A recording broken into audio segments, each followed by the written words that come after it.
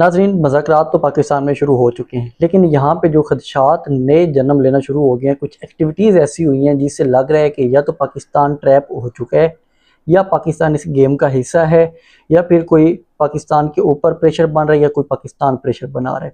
ये जो भी एक्टिविटीज़ हुई हैं हम आपके सामने रखते हैं कि इनमें एक्टिविटीज़ में ऐसा क्या है जिससे खदशात ने जन्म लिया। और दूसरी साइड पे कुछ एक टाउट सहाफ़ी हैं, उन्होंने क्या नया काम शुरू कर दिया है वो भी मैं आपसे शेयर करूँगा। तो सबसे पहले मैं आपको बताता हूँ कि जो एक्टिविटीज़ हुई हैं, ईरानी वफ़द आता है, वो भी मुलाकात करता है प्राइम मिनिस्टर साहब से, शहबाज शरीफ साहब से, और जो जेडी वैंस हैं वो भी मुलाकात करते हैं। जो अमेरिकन वफ़द है वो भी मुलाकात करता है शहबाज शरीफ साहब से, और मुज़ाकरात के लिए बातचीत होती है। ईरान की यहाँ पे शराइत कुछ ये थी कि सबसे पहले लबनान की जंग बंदी की जाए, लबनान में जंग को रोका जाए, उसके बाद फिर हम मज़ीद आगे बात करेंगे। और उसके बाद जो उनके असासे मुंजमद किए हुए हैं उनको ओपन किया जाए, ख़त्म किया जाए, फिर हम आगे बात चलाएंगे। लेकिन अभी तक इसमें कोई पेशरफ्त नहीं हुई। अबनाए हरमस के वाले से वो कहते हैं कि हम उसके ऊपर अपना मुकम्मल तौर पे कंट्रोल रखेंगे, हम उस कंट्रोल को नहीं छोड़ेंगे। इस वाले से भी वो बात कर रहे थे, लेकिन इसके हवाले से भी कोई पेशरफ्त नहीं हुई। लेकिन जो खदशात जो जन्म लेना शुरू होते हैं वो होते हैं जो पाकिस्तान अपने जहाज़ लगाता है सऊदी एयर बेस के ऊपर। वो एयर बेस है किंग शाह अब्दुल अजीज़। उस एयर बेस के ऊपर वो अपने जहाज़ लगाता है पाकिस्तान, और वो जहाज़ हैं जो फाइटर जेट्स के तौर पे इस्तेमाल होते हैं। अब यहाँ पे ये बात आ रही है कि पाकिस्तान को उस जगह पे फाइटर जेट्स लगाने की ज़रूरत क्यों पेश है इस वक्त, जब यहाँ पे मुज़ाकरात के लिए दोनों ममालिक के वफूद पहुँच चुके हैं। इससे पहले पाकिस्तान ने वहाँ पे फाइटर जेट्स क्यों नहीं लगाए थे। जो उनकी वजारत दफ़ा है, या जो उनकी तरफ से एक लेटर चल रहा है, वो ये है कि पाकिस्तान का जो मुआहदा था, दिफाई मुआहदा, उस हवाले से पाकिस्तान ने अपने जहाज़ वहाँ पे लगाए हैं, उस मुआहदे के तहत वहाँ पे अपॉइंट किए। लेकिन इस टाइम ज़रूरत क्यों पेश आई, उसमें दो चीज़ें चल रही हैं। एक, या तो इसराइल कोई शरारत कर सकता है और वो इन मुज़ाकरात को ख़त्म करने के लिए अटैक कर सकता है सऊदी अरब में किसी भी जगह के ऊपर, कि फिर बात हो कि ईरान की तरफ से अटैक हुआ है सऊदी अरब के ऊपर। एक तो ये वाली भी बात सामने आ रही है, और दूसरी जो बात है कि अगर पाकिस्तान का ये कोई प्रेशर ना हो ईरान के ऊपर कि देखिए अगर आप मुज़ाकरात की बात ना माने, किसी बात पे ना आए, तो हम फिर सऊदी अरब में आपका कोई भी अटैक बर्दाश्त नहीं करेंगे अगर आपने दोबारा सऊदी अरब में अटैक करने की कोशिश की तो। क्योंकि अभी तक जो अमेरिकन फ़ौजी हैं वो यहाँ से वापस नहीं गए, ना सऊदी अरब से वापस गए हैं, और ना ही बाकी जो उनकी बेसेस हैं कहीं से भी कोई वापस नहीं गया। ईरान की ये शर्त भी है कि वो यहाँ से अपने सारे फ़ौजी वापस हटाए, ये वाली बेसेस खाली करे और यहाँ से वापस चला जाए। लेकिन ऐसा कुछ भी नहीं हुआ अभी तक।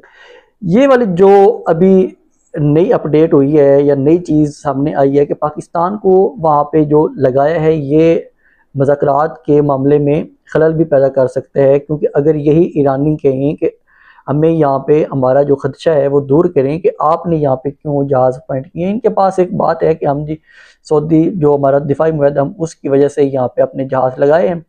लेकिन ये चीज़ें तो ऐसा ऐसा बाद में ओपन होंगी कि इनके मकासद किया थे। क्योंकि अभी कल उनका जो सऊदी वज़ीर ख़जाना है वो भी आके मुलाकात करता है पाकिस्तान के प्राइम मिनिस्टर शहबाज शरीफ साहब से। उनकी मुलाकात में फिर एक जो इनके टाउट पेड सहाफ़ी हैं वो बयानियाँ शुरू कर देते हैं कि पाकिस्तान में बहुत बड़ी सरमायाकारी आ गई है। वहाँ पे ये है कि जो ऑयल रिफाइनरी है ना, वो अभी लगानी है सऊदी अरब ने, और लगाएगा, फिर उसके बाद ऑयल कोई प्रोड्यूस होगा, साफ सुफ करके वो पाकिस्तान को देगा। अभी तक उसने कोई भी नहीं लगाया, और ये आगे 10-15 साल का मंसूबा है, तो अभी से इन्होंने नया काम शुरू कर दिया है। नई जो अगर फौरी सरमायाकारी है ना, वो सबसे ज़्यादा जल्दी सरमायाकारी आ सकती है आईटी सेक्टर में, जो कि पाकिस्तान के लिए अभी तक कहीं से भी नहीं खुला हुआ। आईटी सेक्टर को कोई भी सपोर्ट नहीं कर रहा।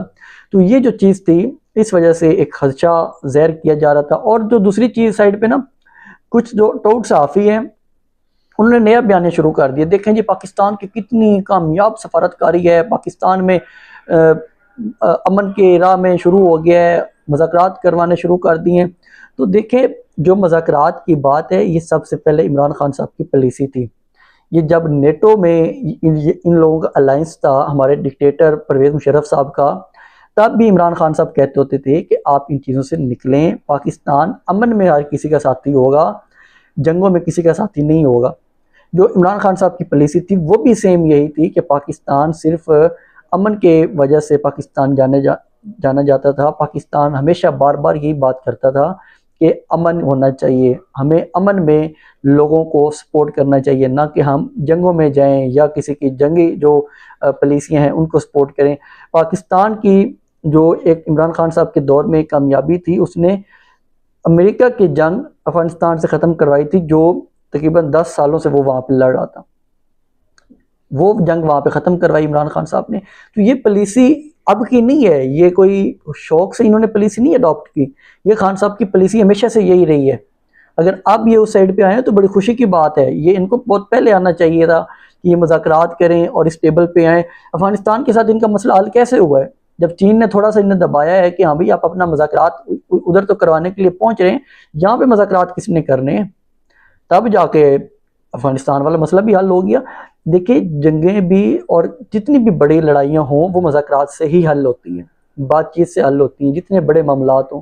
ये समझे हैं, थोड़ी लेट समझे हैं खान साहब की बात को, तो बड़ी अच्छी बात है और बड़ी खुश आइंद बात है कि यहाँ पे वफूद आए हुए हैं और मुज़ाकरात कर रहे हैं। अभी तक उनके जो मुज़ाकरात के हवाले से कोई ऑफिशियल बैठक नहीं हुई, अभी सिर्फ पैगाम रसानी हो रही है। पाकिस्तान की तरफ से भी एक पैगाम उनको दिया जा रहा है, क्योंकि पहले जेडी वैंस जो थे उनकी पहले मुलाकात हुई है प्राइम मिनिस्टर साहब से, शहबाज शरीफ साहब से, और आसिम मुनीर साहब की पहले मुलाकात हुई है ईरानी वफद से, वहाँ पे उनकी मुलाकातें चल रही थी।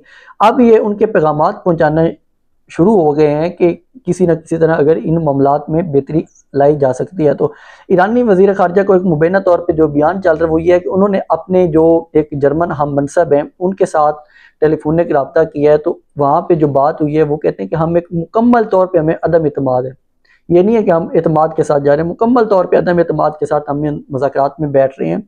लेकिन बैठेंगे क्योंकि हमारे जो दोस्त मुल्क हैं उन्होंने हमें कहा है कि आप इसमें मुज़ाकरात करें। उन्हें क्या, क्योंकि इनके साथ ना जो अमेरिकन हैं इनके साथ वो कहते हैं हमारा कोई भी अच्छा तजर्बा नहीं रहा।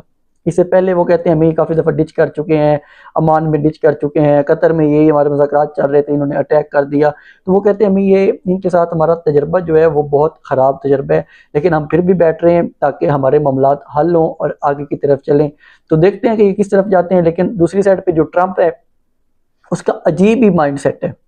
वो अब कह रहा है कि जी ईरान की तमाम हमने इंफ्रास्ट्रक्चर तबाह कर दिया है, उनकी लीडरशिप जो थी वो उनको ख़त्म कर दिया है, अब ईरान के पास कोई रास्ता नहीं है कि वो मुज़ाकरात ना करे। लेकिन ये बात वो कर किस टाइम रहा है, जब पाकिस्तान में वो वफूद मौजूद हैं, यहाँ पे बातचीत के लिए बैठे हुए हैं, वो वहाँ से ट्वीट पे ट्वीट अजीब अजीब ट्वीटें किए जा रहे हैं। वो इस तरह की ट्वीट्स हैं जो इन मुज़ाकरात को सबूताज करें। ये भी इनकी जो बातें चल रही हैं, कुछ जो ईरानी ज़राए हैं वो ये कह रहे हैं कि हमें ये खदशा है कि जो ट्रंप है वो अपनी फोर्सेस इकट्ठी कर रहा है ताकि हम दोबारा बड़ा अटैक करें। उसने थोड़ा सा टाइम गेन किया है, इस टाइम को लेके वो दोबारा किसी बड़े अटैक की तरफ भी जा सकता है। ईरानी इस हवाले से भी काफ़ी बाखबर हैं, वो कहते हैं हमें इन पे कोई इतबार नहीं है, ये दोबारा भी हम पे अटैक कर सकते हैं। तो इस हवाले से उनकी जो बातें चल रही हैं उनके खदशात बिल्कुल जायज़ हैं, क्योंकि डोनाल्ड ट्रंप ने हर दफ़ा धोखा दिया है और इनका काम है, ये इनकी पॉलिसियाँ होती हैं। ये लोग ये काम नहीं करते कि हम बहुत ही अच्छा किसी और को फ़ायदा दें। अच्छा पाकिस्तान का यहाँ में क्या फ़ायदा हो रहा है? कुछ भी नहीं खास हो रहा फ़ायदा पाकिस्तान का, ठीक है ना। पाकिस्तान को ये जो अभी होगा, ये मुज़ाकरात कामयाब भी हो जाते हैं तो क्या यहाँ पे सरमायाकारी आई है? कोई भी सरमायाकारी नहीं है। अगर इनकी कामयाब सफारतकारी थी तो सरमायाकारी कहाँ पे है? इनको सरमायाकारी भी करनी चाहिए थी, आनी चाहिए। सरमायाकारी के हवाले से ये वफाद आते, यहाँ पे सरमायाकारी होती तो बहुत खुशाइंद बात थी, हम कहते कि ये कामयाब सफारतकारी है। लेकिन उस हवाले से तो सऊदी अरब का जो शहजादा है वो भी नहीं आ रहा, जिनके साथ इनके मुआहदे हो चुके हैं कि हम आपकी जंग लड़ेंगे जाके, वो भी यहाँ पे सरमायाकारी के लिए अपने एक सऊदी वज़ीर ख़जाना उसने भेज दिया है, सिर्फ बताने के लिए कि हाँ जी हम राज़ी हैं और आप बस ये जो भी बातचीत चलती है इसको चलाएं। और जो ट्रंप है वो तो अपना खुशियाँ मना रहा है, और ट्रंप का वो कह रहा है कि जी देखें हम यहाँ से जो ये जंग हुई है उसके बाद जो भी तमाम ममालिक के ऑयल टैंकर्स थे या इस तरह की चीज़ें थी वो हमारे पास अब आ रही हैं, हमारे पास एक अच्छा स्वीट ऑयल है उसे लेने के लिए। स्वीट ऑयल से ये मुराद के जो उनके पास ऑयल है वो जल्दी रिफाइन हो जाता है, वो जल्दी तैयार हो जाता है उसमें से, क्योंकि ये जो बैरल्स होते हैं इनमें सिर्फ पेट्रोल या डीजल नहीं होता, इनमें और भी काफ़ी किस्म की चीज़ें होती हैं जिनको ये रिफाइन करते हैं। गैसोलीन होता है और गैस और पेट्रोल, ये चीज़ें भी अंदर होती हैं। तो वो कह रहे हैं कि अब हमारे पास बड़े बड़े टैंकर्स आ रहे हैं जो कि बिल्कुल खाली है, और बड़े बड़े मुल्कों के टैंकर्स हमारे पास आ रहे हैं, ये हमारे लिए बड़ी खुशाइंद बात है। तो अब इस चीज़ को समझना चाहिए कि जो ट्रंप है उसने अपनी जंग सिर्फ और सिर्फ लड़ी थी ताकि वो यहाँ पे ऑयल का कब्जा करे, क्योंकि इससे पहले वो वेनेजुएला से ऑयल का कब्जा कर चुका था। वेनेजुएला पे, वेनेजुएला को ऑयल भी आ रहा था। वेनेजुएला बहुत बड़ा ऑयल प्रोडक्शन वाला कंट्री है, वो वहाँ पे कब्जा कर चुका हुआ है पहले भी। अब वो कहते हैं कि जो अगले आने वाले दो बड़े मुल्क हैं, एक मुबैना तौर पे रशिया है और सऊदी अरब है, इन दोनों ममालिक से भी ज़्यादा हमारे पास ऑयल मौजूद है। अब ये ट्रंप का कहना है। तो ये वाली जो चीज़ है ये सिर्फ खलीजी ममालिक के लिए नहीं, ये तमाम ममालिक के लिए अलार्मिंग है। चीन के लिए तो वैसे भी है, क्योंकि चीन के एक उनके साथ अपना एक अलग क्लैश है, जिसकी वजह से वो बार बार कह रहे होते हैं कि हम ईरान को हर हालत में सपोर्ट करें, क्योंकि ईरान से जो सबसे ज़्यादा ऑयल एक्सपोर्ट होता है वो चीन लेता है ऑयल। अब जो एक बयानिया टोट बना रहे हैं कि ये इस किस्म का पाकिस्तान में बड़ा एक तीर मार लिया है, इस तरह कर लिया है, उस तरह कर लिया है। तो देखें, इमरान खान साहब यहाँ पे OIC कॉन्फ्रेंस बुलवा चुके थे 51 ममालिक की। इमरान खान साहब अमेरिका की जंग ख़त्म करवा चुके थे और वो जंग एक लॉन्ग टर्म जंग थी। ये तो 40 दिन में ईरान ने इनकी तबीयत साफ़ करके रख दी है और ईरान उनको घुटनों पे लेके आया। डोनाल्ड ट्रंप अब खुद कह रहा है कि ईरान के पास सिर्फ जी आपने हरमज़ का रास्ता बचा है, वो उसकी धमकी दे सकते हैं। वो अलग चीज़ है कि वो क्या क्या कर सकते हैं। वो ये कहते हैं कि हम ईरान को मुआशी पाबंदियों में भी कुछ रियायत दे सकते हैं, लेकिन वो जोरी चीज़ों से पीछे हट जाए, फिर हम उसे मुआशी तौर पे भी कुछ सपोर्ट कर सकते हैं या पाबंदियाँ कम कर सकते हैं। लेकिन ये देखते हैं मुज़ाकरात में क्या होगा। अभी तक उन दोनों वफूद की आपस में कोई बैठक नहीं हुई, और इस तरह की चीज़ें तब सामने आएंगी जब उनकी बैठक होगी और मामलात हल की तरफ जाएंगे। जब इनकी बैठक हो तो समझे मामलात हल की तरफ जाना शुरू हो गए, अदरवाइज इनके कोई मामलात हल नहीं हो गए अभी तक, और सिर्फ इनकी मुलाकातें चल रही हैं। शहबाज शरीफ से, आर्मी चीफ से, इसहाक डार से, JD वैंस की से हो रही हैं कभी मुलाकातें, कभी उनकी मुलाकातें हो रही हैं। ये जो PTI के खिलाफ लगे हुए हैं कि PTI के सोशल मीडिया तबाह होकर रह गया है, जो ये बड़ी कामयाब सफारतकारी हुई है। तो देखें, PTI ने अपना जलसा खुद कैंसिल किया है।